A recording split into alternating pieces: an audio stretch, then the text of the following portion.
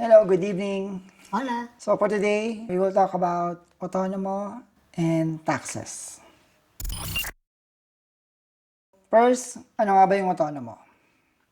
Okay. What is an autonomo? In Spain, an autonomo is a self-employed individual or freelancer who is officially registered to carry out economic activities. It includes freelancers, small business owners or sole proprietors, and remote consultants with international or local clients. So in DNB, there are two categories.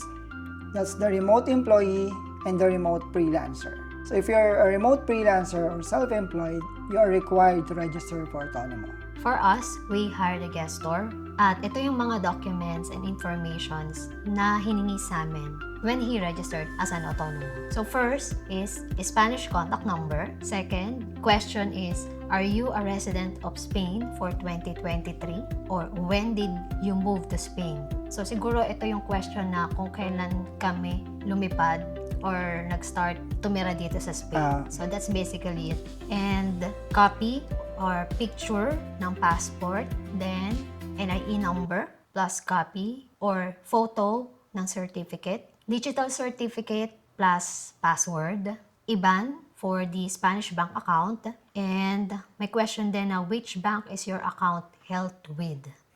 Okay. Activity address and home address, activity type or work type, chosen start date, and other questions like will you have an office premises and will you need an EU VAT number? So about sa bank, in our case, yung kinabit namin dito sa social security number namin, number ko pala is yung bank ko sa Santander. Yon ay monthly. In our case, katapusan siya nagkakaltas. To be exact, ang kinaltas niya sa akin is 88 euro for the social security. Dapat may laman lagi yung bank. Otherwise, mape-penalty ka kapag walang siyang laman. So, mas tataas yung bayad mo, hindi na 88 euro. Parang ang banggit sa atin 300 magiging 300 yata. Importante na may laman yan lagi every katapusan. In our case, siguro sa ibang hindi siya every katapusan or ibang date, basta monthly siya. For the digital certificate naman, yung gestor namin, nag-schedule siya ng appointment or ng sita dun sa ahensya tributarya. So pumunta kami doon, pina-activate ko yung digital certificate ko. Ayun, madali lang naman. Pipila ka lang naman doon, kuha ka ng number, tawagin ka.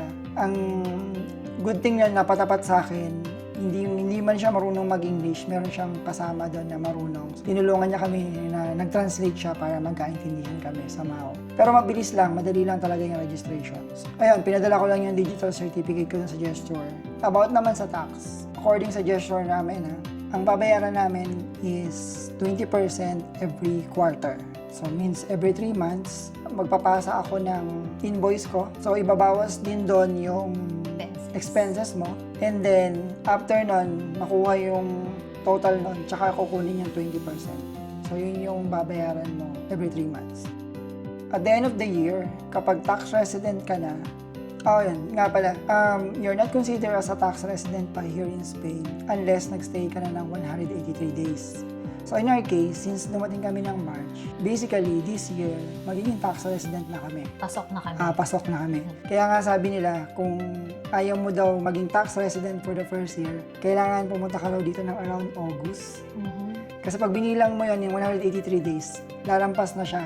So pag ganun kasi yung scenario, next year ka na magiging tax resident, hindi this current year. So yun yung advice ng iba. Kasama sa mga ide-deduct expenses na covered ng deduction sa tax is yung accounting costs.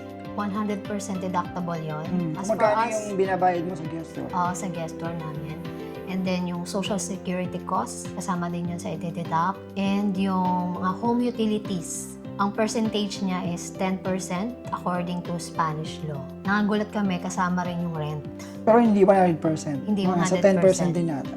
Yeah, anything na related sa mga work activities like computer, tables, basta kailangan may invoice siya. Even software tools na ginagamit. Yeah, oo, yun. Subscriptions, yan. Pwede siyang ilagay sa under expenses. Explain namin further with example yung about sa annual tax. So kasi pag annual tax yung usapan, ang gagamitin na yung bracket, yung progressive bracket. So yun nga, yung display namin dito. So based dito, kapag ang kinita mo for that year is 12,450 euro or less, so yung tax rate mo is 19%. So, and so on. Remember, every 3 months, nagbabayad ng 20%. So, ito total din yon. For example, 1,000 euro per month yung taxable na kinita mo. For 3 months, ano ang 20% nun? For 3 months, 600. So, meron kang 3,000 euro, 20%. 3,000. Oo, times 600 euro. So, 600 euro. Sa isang taon, magbabayad ka ng ilang beses? Every 3 months eh. So, 4 na beses.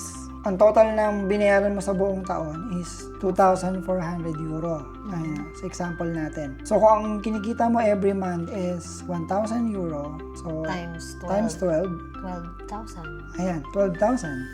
Ano ang 19% ng 12,000? 2,208. So, in that scenario, ang babayaran mo ay 2,280. Pero, nakapagbayad ka na ng 2,400. Di ba? Every 3 months. Oo. So, pag ganun yung scenario, ibig sabihin, meron ka pang matatanggap na 120 euro. Ayan. Parang ito ba yung ano? Kumbaga, sa Pilipinas, ang tawag yan, tax return. Oo. Di ba? So, yun yung example lang namin. Ha? So, ngayon, kapag pumasok naman yung sweldo mo, 12, dito na sa second bracket, like 12,450 up to 20,200, ang tax rate mo na is 24% and so on. That's how we understand. Kasi wala pa naman kami dun sa annual tax return. Eh. So, we'll see. So, pag naka-register ka na as autonomo, magkakaroon ka ng papers. Ang tawag dito ay resolution, asignación de número de seguridad social or número de apelición. Ibig sabihin, basically, mayroon ka ng social security number. So, nandun na rin yung social security number mo. So, ang ginawa namin, sarili na naming kusa. Pumunta kami ng pinakamalapit na health center or Centro de Salud. Centro de Salud. Pumunta lang kami doon, pinakita namin tong EIE and then itong document na to.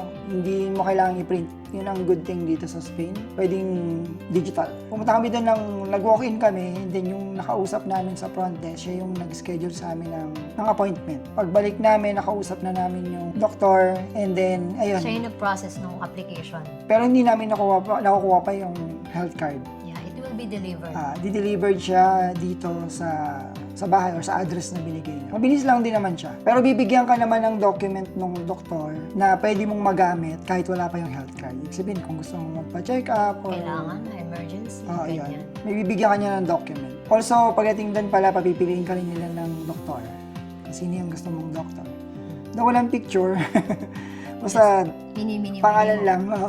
So, also, as a dependent, no, a wife, dependent niya, hindi siya automatic, nakalagay ako as dependent. Nauna siyang magkaroon ng social security number and then siya na yung nag-register sa akin sa website, tama, to request na ako ay dependent niya or to declare na ako ay dependent niya. Para magkaroon din ako ng health card. Yep, possible yun gawing online. Ang requirement lang dun is yung sworn translated na marriage certificate for the spouse. Pero yung sa amin, yung sa kanya on process pa. So as an autonomo, required ka magpasa ng invoices mo doon sa gesture, pati yung lahat, invoice mo ng kinita mo, tsaka invoice mo ng expenses mo basically. So sila na yung bahalang mag-file na mag-compute nun. Doon makukuha na rin kung magkano yung babayaran mong tax exact. So yun lang din naman. Yun yung purpose kaya mo sila hinahire para for other intricate details na hindi mo na kailangan gawin. Basta bigay mo lang sila ng data, ng info, sila na yung bahala. We're not sure if kayang i-DIY yung mga ganyan, no? Parang mahirap i-DIY. I think kung kabisado mo yung Spain bureaucracy and magaling ka talaga mag-Spanish, alam mo kung saan mga pupunta at kung sino kakausapin, pwede naman siguro i-DIY. In our case, since hindi pa kami masyadong sanay, advisable din talaga na may mag-aasikas like gesture. Okay. Marami rin kasi nagtatanong about Beckham Law. As per our guest tour, hindi kami qualified for Beckham Law because siya ay Autonomo. autonomo. And independent contractor siya, pwede lang daw ang Beckham Law if ikaw ay company employed. So, you were approved for a digital nomad visa na employed ka sa company. Siya kasi ay self-employed. And kailangan daw yung company ay walang branch sa Spain. For you to qualify sa Beckham Law, kailangan mag-apply ka within 6 months of registering as a Spanish tax resident. So basically, yun yung una mong dapat gawin before ka pa mag-consider ng ibang tax categories or something. Parang kung gusto mo daw kumuha ng or gamitin yung Beckham Law, yun ang muna yung i-apply mo. Mag-a-apply ka diretso sa ahensya tributarya or dun sa agency ng tax mismo directly. So that's it for now. Update namin kayo kung may mga bago pang progress or Experiences. or information na makuha kami. So if you like more contents like this, Please like, share, and subscribe. see you again on our next adventure. Hasta luego!